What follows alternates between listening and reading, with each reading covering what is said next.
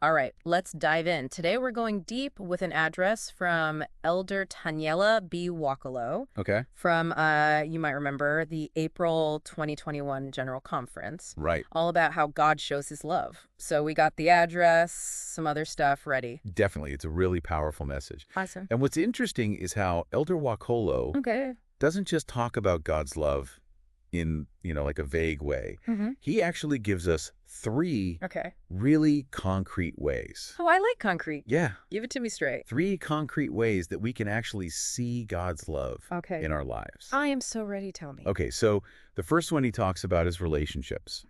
And he really focuses on how eternal those relationships are, That makes sense. with God and with our families. Relationships are huge. Right. They're at the heart of everything. Yeah. And he uses this phrase, spiritual excavation, Ooh, I like that. to describe What's that? how we build those relationships. Okay. So it's like we're chipping away at our selfish desires Yeah. to make space for these connections, these lasting connections. Wow. So, like, what are we holding on to that maybe we need to let go of Exactly. to make space for these more important things? That's a great question. Yeah. That's exactly what he's getting at. And I love the story that he shares about this mother Okay. who implemented a phones on the deck policy during family time. Oh, I remember that story. It's so good. It's so simple, but, like, so good. Right. Yeah. It's such a perfect example of like what spiritual excavation looks like. Yeah. So by putting away distractions, they were able to like really connect with each other. Even something simple like studying scriptures together becomes a way to strengthen those family bonds. It's like sometimes we're so busy trying to get the perfect picture of our family, like for Instagram, that we forget about the actual connection. Yes. That's so insightful. Like just put the phones down. Right. Have a conversation. Be present. It's those genuine moments where the real magic happens. Yeah, those little moments where you just connect. Yeah. That's cool. Okay, so Yeah. strengthening relationships, that's one way. What's the second one? Okay, so the second one is something that's so relevant for today. Okay. It's prophetic guidance. Ooh, yes. So he talks about how we live in this time of just information overload. Like a war of words, so many different opinions. Oh, I feel that. It can be so hard to know who to trust. Yeah, who to turn to. Where to go for guidance. Like everyone's got an opinion and a platform these days. Exactly. Yeah. And it's in this kind of chaotic world that Elder Wakolo points to prophetic voices as a source of clarity. That makes sense. And direction. Okay. He actually shares this amazing story. Oh, I love stories. I know, right? About President Nelson calling out to him in a parking garage. Wait, what? Tell me that story. So he was leaving a meeting, feeling a bit, lost and uncertain. Okay. And he was walking to his car. Yeah. And he hears someone calling his name. Okay. And it's President Nelson. Wow. Who went out of his way to find him. Wow. And offer encouragement and guidance. That is so cool. It's such a powerful story. It really shows you how personal prophets are. It does. Like, it's not just from afar. Right. It's not just like these grand pronouncements. Right. They actually care. Yeah. They're ministering to individuals. Yeah. Wow. And then Elder Wakolo talks about Okay. how President Nelson's messages have reached people all over the world, particularly in the Philippines. Oh, yeah. Where they faced, the pandemic. Yeah. And natural disasters. It's a tough time. It was a really hard time. Yeah. And President Nelson's calls for fasting and prayer, creating these home sanctuaries, really resonated with people. Yeah, that was huge. Yeah, right. He also talked about respecting all of God's children. Yes. And letting God prevail. Yeah. And those messages provided so much hope. Okay. In a time of, like, fear and uncertainty. It wasn't just like instructions or rules. It was comfort. It was strength. Right. It was like tools to actually use. Yeah. To like live your life. It's about God's love for all his children. Yeah. No matter what they're going through. Okay, that's beautiful. And what's amazing is how those messages of love and hope spread even beyond members of the church. Wow. Elder Wakolo mentions how President Nelson's video on gratitude. Yeah, that was a good one. Even reached interfaith events in the Philippines. Oh, wow. Isn't that incredible? There's something about gratitude and love that just like transcends. It's universal. Yeah, any religion or belief. It speaks to the power of God's love Totally. to reach people in unexpected ways, often through, his servants. Yeah. Yeah. So we've got nurturing relationships and prophetic guidance. Yes. Did any of those particularly, stand out to you? I think what's really cool is how those two ideas actually support each other. Okay. So, when we build strong relationships, Yeah. it's like we have this network to help us through tough times. Totally. And then when we listen to prophetic counsel, that helps us build those relationships. Yeah. So it's this beautiful cycle. I love that. It's all interconnected. Okay. Ready for number 3. This one might be a little more challenging to grasp. Okay. But it's crucial to understanding God's love. Oh, okay. I'm ready. All right. So welcome back to our deep dive into Elder Wakolo's message. At it.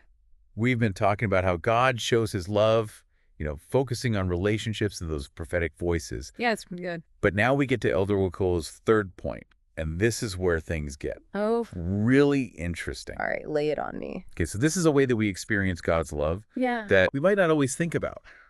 Chastening. Chastening, like discipline or correction. Exactly. It doesn't really sound like love, Right. It's not the easiest thing to think about. Okay. But Elder Wakolo challenges us to see it differently. Okay.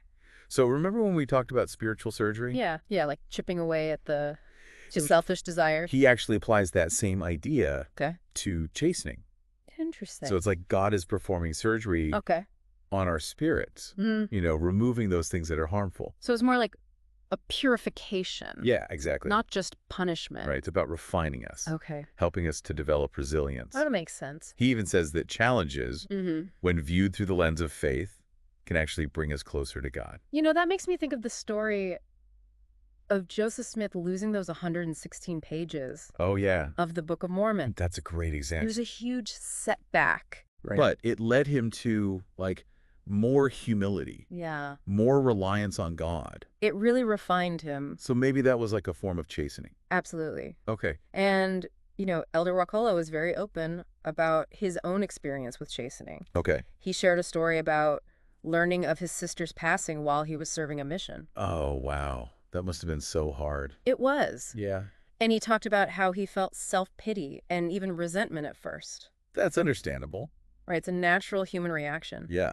But then he had this powerful prompting that changed everything. What happened? Well, he said that he learned 3 crucial lessons about chastening. Okay. And the first was that it's intensely personal. Okay, so it's not like a one-size-fits-all. Not at all. Okay. It's tailored to our individual needs and weaknesses. Like a custom prescription. Exactly. It's designed to help us overcome our specific challenges. Makes sense. All right, so the second lesson was to view challenges not just as these trials and tribulations, but as opportunities to learn. So shifting our perspective from why me to what can I learn? Exactly. Okay. And then the third one, this is a big one, Okay. was to reframe his weaknesses as opportunities. Oh, wow. For development. That's huge. Yeah, it's about seeing those imperfections as invitations to grow. Okay. So instead of beating himself up for mistakes, Yeah. he learned to see them as stepping stones to becoming better. It's like changing how we view ourselves even. It is. And I think what's so powerful about his message is his vulnerability. Okay. He could have just talked about this in general terms. Right. But by sharing his struggles, he makes it so relatable. It's human. It is. It reminds us that even those who seem to have it all together still face challenges. We're not alone. Absolutely not. Okay. And it speaks to that power of God's love. Okay. To be there for us in those dark moments. Yeah, I like that. So I think there's a big question we can ask ourselves based on this idea of chastening. Okay. How can we distinguish between those trials that are just part of life? Yeah. And those that are, specifically for our spiritual growth? Because not every bad thing that happens is a lesson from God. Right.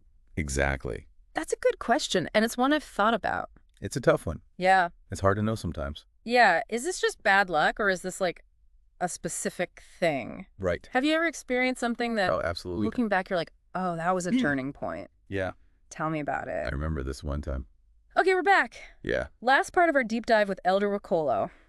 It's gone by fast. It has. His talk on God's love. I mean, So many good things. yeah, so many good points. I'm still thinking about chastening, Yeah. like really seeing it as a refining process. Yeah, like a spiritual surgery. Yeah, exactly. It's powerful. Yeah. It really changes how you see those challenges. It does. Yeah. It does. Okay, so let's just do a quick recap for our listeners. Sound good. Elder Wakolo gave us those 3 main ways that we experience God's love. What were they again? Okay, so the first one was through relationships. Okay. Our connection with God, with our families, those around us. Yeah. And he emphasized how important it is that those bonds are eternal. It's powerful. Yeah, they're powerful expressions of God's love. Yeah. Okay, and then he talked about prophetic guidance. Right. How those voices can cut through all the noise. Yeah, all that chaos. All the chaos in the world. Yeah. And give us that clarity and direction. When we need it most. Yeah, for sure. Yeah, exactly. Okay, and then the big one. And then the big one, chastening. It can be tough. Right. But it's a reminder that even challenges can be part of God's love. It's about becoming more like him. Right. It's about refining us, helping us grow. Yeah.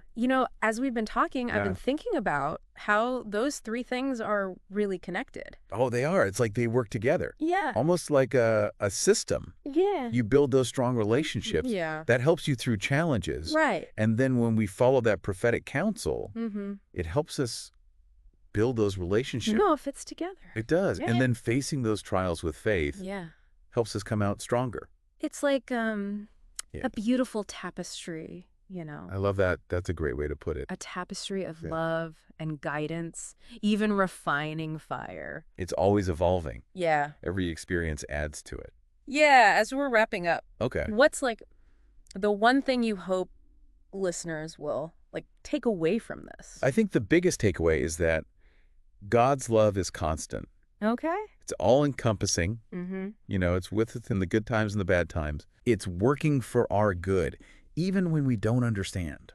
That's good. It's reassuring. Yeah. It makes me think about that idea that Elder Wakolo mentioned, that maybe we've experienced God's love and haven't even realized it. It's powerful, right? Yeah. It makes you want to, look back on your life and see. Yeah, where was he then? Where has he been? Yeah. Where did he guide me? I like that. So for everyone listening, as we finish up here, what are some ways that God's love has been in your life that you maybe didn't even recognize? Yeah, think about it. Think about it. And remember, you're never alone in this. God's love is always there. It's a source of strength. A beacon of hope. A constant companion. Yeah. What a great way to end. Yeah. Thanks for joining us, everyone. Thanks. On this deep dive with Elder Wakolo. We'll be back soon with another one. We will. Until then, keep seeking, keep questioning, keep learning, keep diving deep